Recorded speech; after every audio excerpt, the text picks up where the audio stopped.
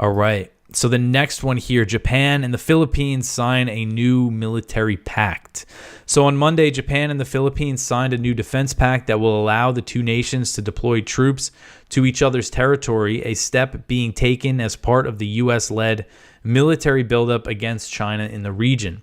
According to AP, the deal was signed by the Philippine Defense Secretary and Japan's Foreign Minister in Manila during a ceremony that was witnessed by Ferdinand Marcos Jr., the Philippines president.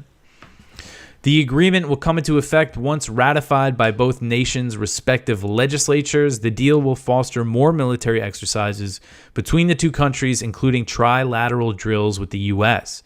The deal comes a few months after President Biden hosted the first ever trilateral summit between the leaders of the U.S., Japan, and the Philippines.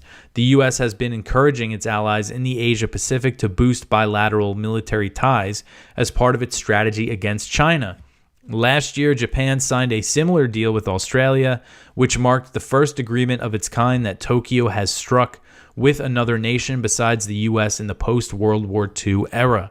In a joint statement on Monday, the Japanese and Philippine ministers singled out China, expressing concern over what they called the dangerous and escalatory actions by Beijing at Second Thomas Shoal, referring to a Philippine-occupied reef in the South China Sea that's also claimed by China, Vietnam, and Taiwan. Since Marcos came into office in 2022, Chinese and Philippine vessels have had frequent tense encounters near the disputed reef. Marcos' predecessor, Duterte, had kind of an understanding with China about this reef, but Marcos has been emboldened by the U.S., which vows that the U.S.-Philippine Mutual Defense Treaty applies to attacks on Philippine boats in the South China Sea. So in response to the new military pact between the Philippines and Japan, of course, China condemned it. The Chinese Foreign Ministry said, quote, "The Asia-Pacific region does not need military blocs, let alone small groupings that instigate bloc confrontation or a new Cold War," end quote. So this is a big part of the U.S. strategy in Asia, and it's been moving along, even though we're so focused on Gaza and Ukraine for good reason.